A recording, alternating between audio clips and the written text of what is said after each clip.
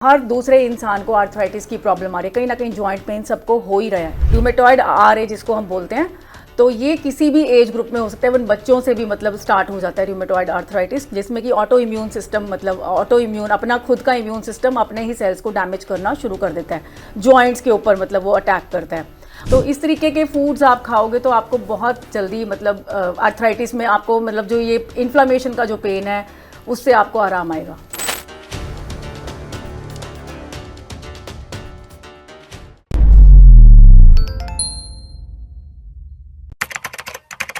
नमस्कार, D5 channel Hindi देख रहे दर्शकों का मैं वंदना स्वागत करती हूँ।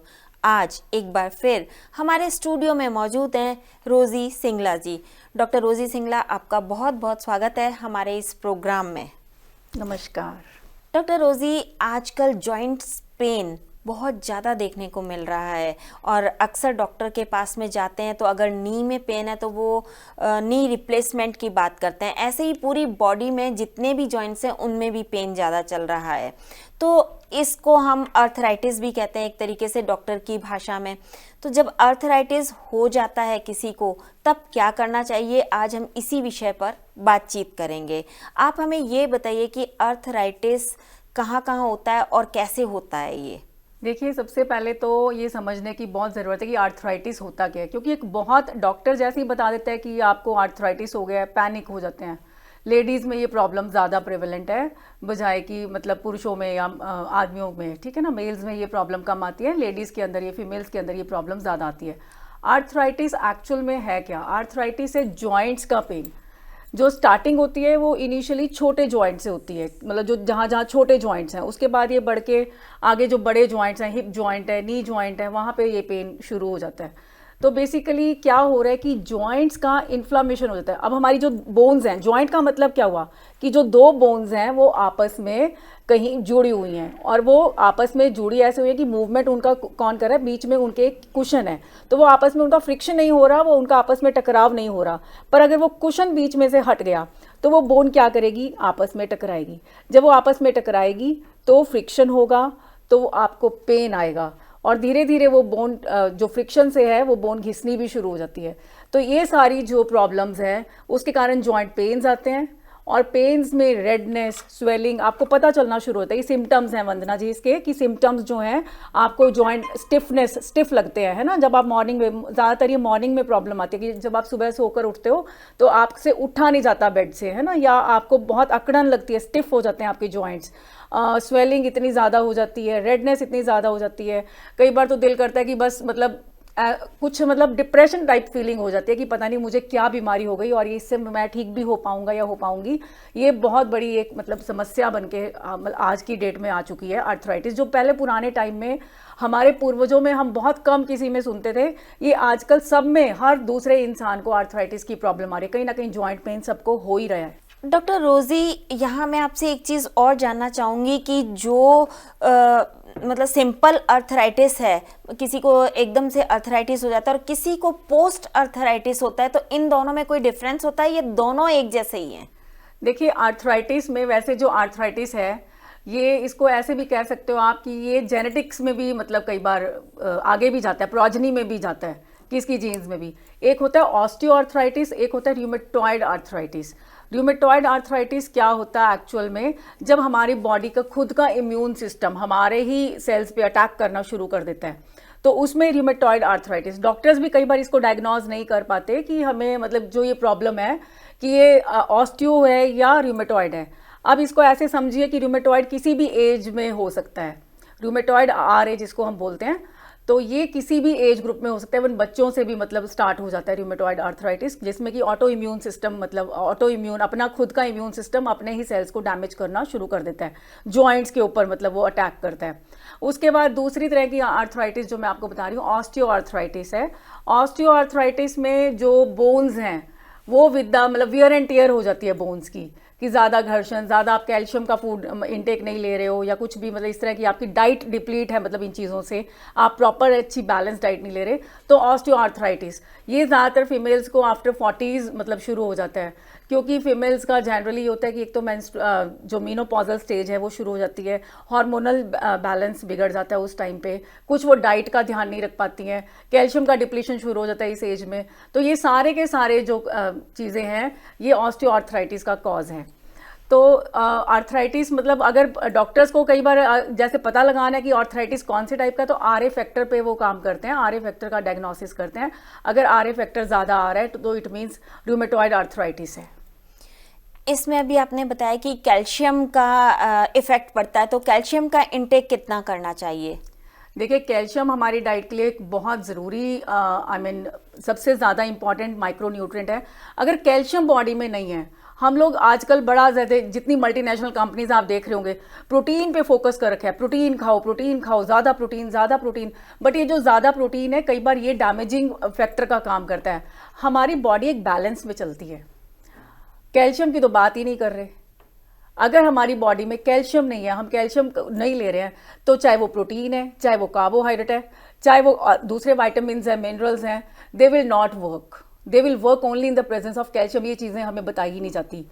जैसे विटामिन डी की प्रेजेंस में कैल्शियम काम करता है, कैल्शियम की एब्जॉर्प्शन विटामिन डी के कारण होती है, तो बाकी जितने मैक्रो और माइक्रो न्यूट्रिएंट्स हैं उनकी एब्जॉर्प्शन जो है वो कैल्शियम की प्रेजेंस में होती है। तो ये चीज़ों को समझना बहुत ज़रूरी है कि एक जो डाइट है वो एक बैलेंस्ड फॉर्म में होनी चाहिए। अब सेकेंडली जो चीज़ है कैल्शियम के अलावा, अब हम कहते हैं कि ये जो आर्थराइटिस है ये इन्फ्लामेशन ऑफ जॉइंट्स है, जॉइंट्स की सूजन हो रही है, सूजन हो गया उसमें, है ना। तो जो डाइट है वो दो तरीके से काम करती है, एक होती है प्रो इन्फ्लामेटरी, एक होती है एंटी इन्फ्लामेटरी। अब हमने डाइट कौन सी लेनी है, ठीक है ना। प्रो इन्फ्लामेटरी लेंगे तो हमारे जॉइंट्स को इन्फ्लेम करेगा, ज़्यादा काम खराब करेगा। एंटी इन्फ्लामेटरी लेंगे तो हमारे जॉइंट्स को आराम मिलेगा, मतलब इन्फ्लामेशन नहीं होगी। तो हमें डाइट वो चूज़ करनी है जो एंटी इन्फ्लामेटरी हो। अपार्ट फ्रॉम कैल्शियम हमें वो चीज़ें भी खानी है जो एंटी इन्फ्लामेटरी मतलब कॉज इफेक्ट करते हैं। जैसे कि एंटी इन्फ्लामेटरी में ओमेगा 3 बहुत कमाल का ये फैटी एसिड है ओमेगा 3, जिसके खाने से ही हमें बहुत जॉइंट्स में आराम मिल सकता है। अभी आपने बात करी ओमेगा 3 की, ये किन किन चीज़ों में मिलता है हमें? देखिए, ओमेगा 3 फैटी एसिड वैसे तो अगर हम कहते हैं कि जितना नॉन वेजिटेरियन फूड है उसमें ओमेगा 3, बट मैं इस चीज़ को बिल्कुल बिलीव नहीं करती। हाँ, फिश में ओमेगा 3 होता है। ओमेगा 3 फिश में होता क्यों है? क्योंकि fish is feeding on algae and plants, तो उसके कारण, क्योंकि उसमें बहुत ज़्यादा ओमेगा 3 होता है। प्लांट्स में I always prefer plant foods, तो प्लांट फूड्स के थ्रू फिश में आ रहा है, तो क्यों ना हम प्लांट फूड पे ही जाएं, बजाय कि हम फिश खाएं क्यों ना हम प्लांट फूड्स ही खाएं।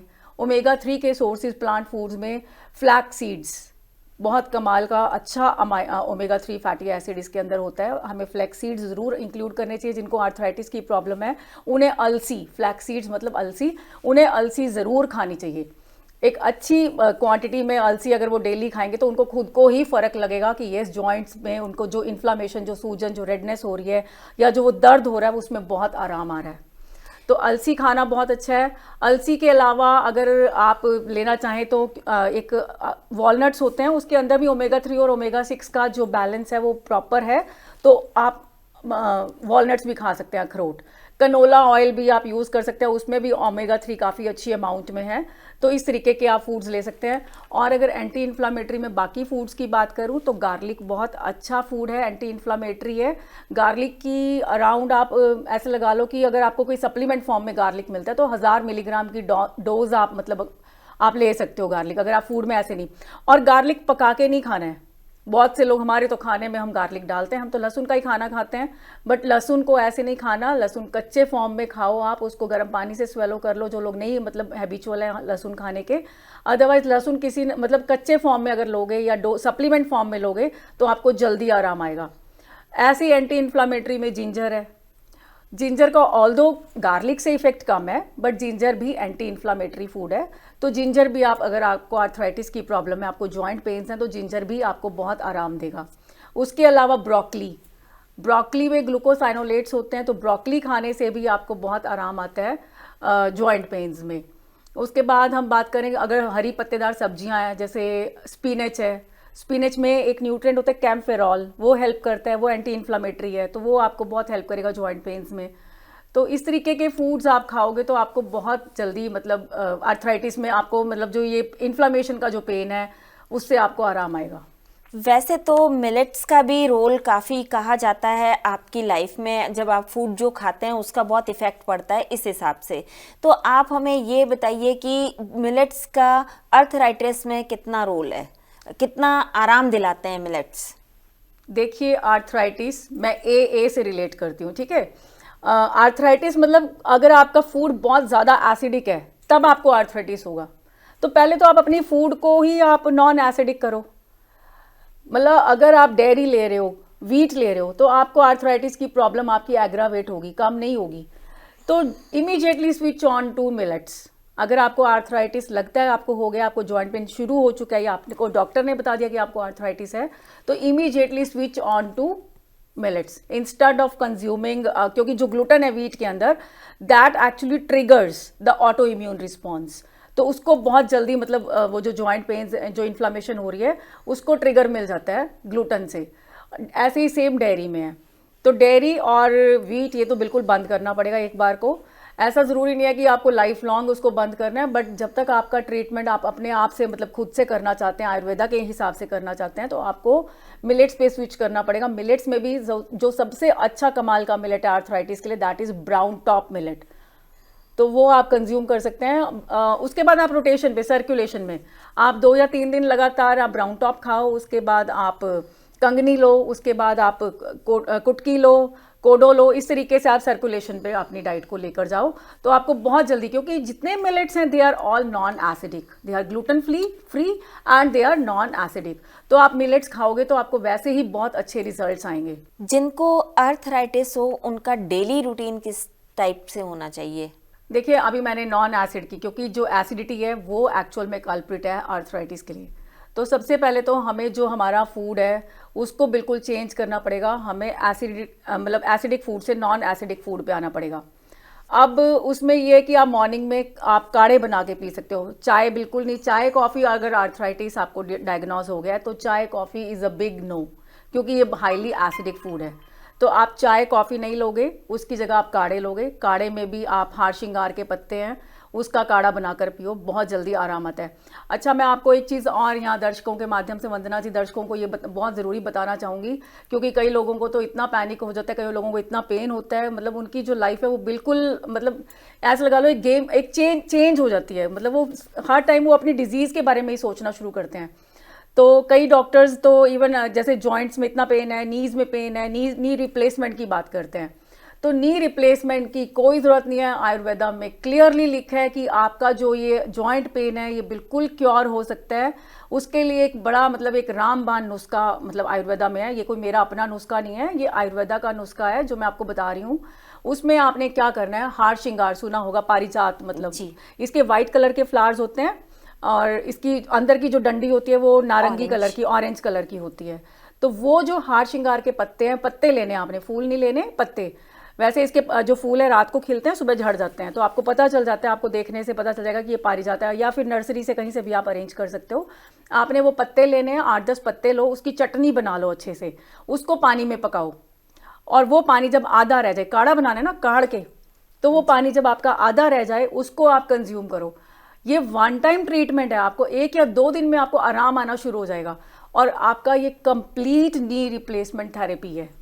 This is the complete knee replacement therapy. उसके बाद हमारे तो पूर्वज, हमारे एंसेस्टर्स, हमें तो मतलब सब कुछ हमें यहीं पे मिला हुआ है, पर हम लोग वेस्टर्न कल्चर को फॉलो कर रहे हैं। पान के पत्ते हमारा कितना, हर पूजा में हम लोग पान के पत्ते रखते हैं। तो पान का पत्ता, हमारे कोई घर में गेस्ट आता था, पान उसको खिलाया जाता था। डाइजेस्टिव सिस्टम, क्योंकि वही नॉन एसिडिक, ठीक है ना। पान का पत्ता बहुत अच्छी रेमेडी है चूना लगा के। अब वो जो चूना है वो बहुत अच्छा कमाल का कैल्शियम का सोर्स है, तो इसीलिए आपने पान का पत्ता ज़रूर कंज्यूम करना है अगर आपको ये जॉइंट पेन्स हैं। चूना आपने, अगर जैसे नी रिप्लेसमेंट तो बहुत दूर की बात है, कई बार हमें बोन्स में से आवाज़ कट की आवाज़ आनी शुरू हो जाती है, तो उसमें भी आयुर्वेदा में लिखा है क्लियरली कि आप चूना खा सकते हो। चूना भी कनक के दाने जितना चूना आप डेली खाओगे तो आपको जो कैल्शियम का डिप्लीशन है वो आपको नहीं होगा, आपको कैल्शियम का सोर्स मिलेगा। तो चूना हो गया, हार श्रृंगार के पत्ते हो गए, पान के पत्ते हो गए, ये सब चीज़ें आप इंक्लूड करोगे तो आपको वैसे ही ये सारी प्रॉब्लम आपकी दिनों में ही ख़त्म हो जाएगी।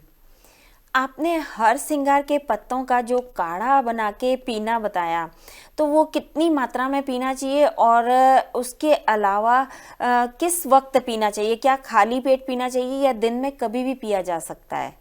देखिए काढ़ा जो है अगर मॉर्निंग में अर्ली मॉर्निंग खाली पेट लोगे तो उसका ज़्यादा फायदा होगा। और ये एक टाइम वन टाइम सफिशिएंट है पूरे दिन में, इसको बहुत ज़्यादा उसमें भी नहीं लेना, क्योंकि हर चीज़ के प्रोज एंड कॉन्स होते हैं। आप एक बार मॉर्निंग में आपने काढ़ा पी लिया, आप आधा ग्लास जितना काढ़ा पी लो, उसको सिप सिप करके ही पीना है, ठीक है ना। पानी को मैं हमेशा कहती हूँ खाना है, खाने को तो जो खाना है ही है वो तो स्लो खाना ही है, बट पानी को भी खाना है धीरे धीरे, तब वो आपको अच्छे से आपकी बॉडी में आपको मतलब वो जो फ़ायदा देना है वो तब देगा, ठीक है ना। पानी को भी एंजाइम्स चाहिए डाइजेस्ट करने के लिए। पानी हम ऐसे पीते हैं जैसे कि बस अंदर डाल लिया है ना, वो पानी को हमने खा के लेना है। तो जो काढ़ा है वो धीरे धीरे पियो, उसका आपको पूरा बेनिफिट मिलेगा। उसके बाद कई फूड्स ऐसे हैं, कई फ्रूट्स, मतलब हम अगर जैसे मैं बात करती हूँ तो वो आप आराम से, इसमें ऐसा कुछ नहीं है, क्योंकि कैल्शियम का सोर्स, इवन बनाना भी कैल्शियम का सोर्स है। बहुत सारे फ्रूट्स हैं, आप बेरीज़ ले सकते हो, ब्लूबेरीज़ हैं, रास्पबेरीज़ हैं, स्ट्रॉबेरीज़ हैं, ये सारी की सारी एंटीऑक्सीडेंट रिच है, एंटी इन्फ्लामेटरी है, तो ये आप खा सकते हो नाश्ते में, मतलब फ्रूट्स का आप इंटेक कर सकते हो। एल्केलाइन फूड है, सैलड खा सकते हो, मिलेट्स का आप बना सकते हो मॉर्निंग में ब्रेकफास्ट। आप मिलेट्स का दलिया बना सकते हो, खीर बना सकते हो, उपमा बना सकते हो, इडली बना सकते हो, इस तरह की चीज़ें आप कंज्यूम करो, मतलब आपको बहुत जल्द आराम आएगा। जिनको अर्थराइटिस होता है उनको क्या सावधानियां रखनी जरूरी होती हैं? देखिए अर्थराइटिस में एसिडिक फूड्स बिल्कुल नहीं लेने, नॉन एसिडिक फूड्स लेने हैं। नाइट शेड की वेजिटेबल्स होती हैं, कुछ एक सब्जियां होती हैं जैसे टोमेटोज़ हैं, पोटैटोज़ हैं, इवन पेपर्स हैं, ये सब नहीं खानी। कुछ दिन इनको अवॉइड करना है, क्योंकि ये दर्द को ज़्यादा बढ़ा देती हैं चीज़ें। नाइट शेड फूड्स मतलब जो सोलन इन फैमिली और ये सारा आता है, तो वो सब नहीं लेना। हाँ, क्रूसीफेरस फैमिली बहुत अच्छी है, उसमें आप कैबेज हो गया, ब्रोकली हो गया, कॉलीफ्लावर हो गया, इस तरह की सब्जियां मतलब आप अपनी डाइट में इंक्लूड कर सकते हो। लौकी तो आपके लिए अच्छी है ही है, डिटॉक्स करती है बॉडी को, तो ये सब आप खा सकते हो। उसके अलावा बाकी जो खाना है जो नॉर्मल, जैसे हम ऑयल्स की बात करते हैं, ऑयल्स में आपको बता चुकी, ओमेगा 3 फैटी एसिड जिसमें ज़्यादा हो, वो ऑयल्स आपने कंज्यूम करने हैं। आपने सनफ्लावर, साफ्लावर या कॉर्न ऑयल, मक्की का तेल, ये सब बिल्कुल नहीं यूज़ करना। वेजिटेबल ऑयल आप, it's a big no. Dairy, it's a big no. ये चीज़ें आपने इंक्लूड नहीं करनी अपनी डाइट में। अगर अचानक से अर्थराइटिस का पेन होने लगे तब क्या करें? सबसे अच्छा रामबाण नुस्खा, पारिजात के पत्ते, हार श्रृंगार के पत्ते, आप उसका काढ़ा बनाकर पियो, आपको आराम आएगा। आपको मैंने बताया नी रिप्लेसमेंट तक भी आप उससे रोक सकते हो। ये तो बहुत बहुत एक बून है हमारी सोसाइटी के लिए, जो पता ही नहीं है लोगों को कि हम ये इससे अपनी जॉइंट पेन्स को ठीक कर सकते हैं। आप उस पत्तों पे जाओ ही तब जब आपको ये नौबत आए, अदरवाइज तो चूना और ये सब ही आपका ठीक कर देगा प्रॉब्लम। डॉक्टर रोजी, कई दर्शक हमारे आपसे सीधा संपर्क करना चाहते हैं, तो आप उन्हें अपना फ़ोन नंबर बताएं ताकि वो आपसे सीधा संपर्क कर सकें। जी, देखिए मेरा कॉन्टैक्ट नंबर जो है, आप मुझे व्हाट्सएप भी कर सकते हो इस नंबर पे। इट्स 9417508433। क्या डायबिटीज़ का भी अर्थराइटिस के साथ कोई संबंध है? देखिए शुगर जो है वो तो अपने आप में वैसे ही एक एक तो एसिडिक फूड है, और शुगर जो है दैट रिलीजेस साइटोकाइंस, तो they trigger the they trigger inflammation in the joints. तो शुगर तो बिल्कुल नहीं लेना। शुगर एक अपने आप में मतलब बहुत बड़ा एक खतरनाक ऐसे लगा लो कि प्रोडक्ट है। अगर आपको जॉइंट पेन्स हो रही हैं तो आपको शुगर इमीडिएटली छोड़ना पड़ेगा, और शुगर की जगह आप गुड़ या कुछ ऐसा ले सकते हैं, कॉम्प्लेक्स कार्ब्स में आप जा सकते हैं। आपको बताऊं, मेरे हस्बैंड जो हैं वो इंजीनियर हैं, तो वो एक बार वैसे ही मुझसे बात कर रहे थे कि जो चूने का प्लास्टर लगता है उसमें मेथी दाना, उसका पानी डलता है ना, उसके बाद उसमें कुछ मूंज करके फाइबर का कंटेंट आता है। तो आप ये देखो, हमारी जो बोन्स हैं वो भी मतलब क्या है, कैल्शियम का हमें उसको भी तो जोड़ना है ना, तो कैल्शियम कहाँ से मिल रहा है? चूने से। मेथी दाना आप लो, मेथी का पानी, वो बहुत अच्छा है बोन्स के लिए, बोन्स को ज्वाइंट करेगा, वो पूरा मतलब अच्छे से उसको इंटैक्ट रखेगा। उसके अलावा जो गुड़ है वो आपका जिसको हम शीरा बोलते हैं, वो भी वो डालते हैं अपने प्लास्टर में, तो हम गुड़ ले सकते हैं, पर चीनी नहीं लेनी। चीनी इट्स अ बिग नो। तो अपने आप को मजबूत रखना है, अपनी हड्डियों को मजबूत रखना है, तो ये सारी चीज़ें, मेथी दाना तो वैसे भी हमारे बहुत सारे खाने में हम लोग यूज़ भी करते हैं, हर चीज़ में हम मेथी दाना या कड़ी पत्ता इनका यूज़ करते हैं, तो ये कैल्शियम का सोर्स है, तो ये चीज़ें हमें इंक्लूड करनी है। तो चीनी को बिल्कुल नहीं खाना। चीनी तो बिल्कुल एक बहुत खतरनाक चीज़ है अगर आपको आर्थराइटिस है। मतलब आपके कहने का ये है कि अगर आर्थराइटिस है तो डायबिटीज़ होने की संभावना भी बनी रहती है। बिल्कुल, अगर डायबिटीज़ है तो आर्थराइटिस होने की संभावना बनी रहती है, आप इसको ऐसे कहो, ठीक है ना। अगर आपको, क्योंकि डायबिटीज़ जो है वो that leads to so many diseases. अगर शुगर, क्योंकि शुगर ही इज़ द कल्प्रिट, शुगर ही मेन एक ऐसी चीज़ है, अगर वो हमारे ब्लड में बहुत ज़्यादा है, हम लोग वॉक कर नहीं रहे, हम लोग चल नहीं रहे हैं, तो उनके लिए तो मतलब वो जो लोग हैं जो वो अपना शुगर यूज़ नहीं कर पा रहे हैं, तो कहीं ना कहीं जाके कहीं ना कुछ प्रॉब्लम तो क्रिएट करेगा ही करेगा ना। तो वो शुगर हमने बिल्कुल छोड़ देनी है, हमने चीनी नहीं खानी। चीनी की जगह दिल करता है कुछ मीठा खाने का, तो फिर आप गुड़ खा सकते हो। गुड़ में भी पाम जैगरी और इस तरह के जो गुड़ हैं वो आप यूज़ करो इंस्टेड ऑफ, ठीक है ना। जो चीज़ें नेचर से आई हैं आपको उसको नेचुरल उस फॉर्म में यूज़ करना है इंस्टेड ऑफ उसको रिफाइंड करके खाना। रिफाइनिंग नहीं करनी, आपको बिल्कुल नेचुरल फूड लेना है। तो आपकी बोन्स की ये प्रॉब्लम, जॉइंट पेन्स, मैं कहती हूँ दुनिया से ही ख़त्म हो जाएगा अगर, क्योंकि हमने वेस्टर्न कल्चर अडॉप्ट कर रखा है। हम लोग वो जो फूड्स खा रहे हैं, हम लोग वही फूड्स हम लोग खा रहे हैं, उसमें जो बैलेंस है ओमेगा 3 ओमेगा 6 का बैलेंस ही नहीं है। ओमेगा 3 एंटी इन्फ्लामेटरी है, हम ओमेगा 6 को ज़्यादा खा रहे हैं, वेस्टर्न फूड में ओमेगा 6 ज़्यादा है। तो वो हम पूरा बैलेंस करके चलेंगे तो हमें ये प्रॉब्लम्स आएंगी ही नहीं। एक बार मैं और बता देती हूँ नंबर 9417508433। डॉक्टर रोजी, आज आपने हमें बहुत ही महत्वपूर्ण बातें बताई। आप यहाँ आई, आपका बहुत बहुत धन्यवाद। नमस्कार। अगले एपिसोड में आपसे फिर मुलाकात होगी, तब तक के लिए नमस्कार।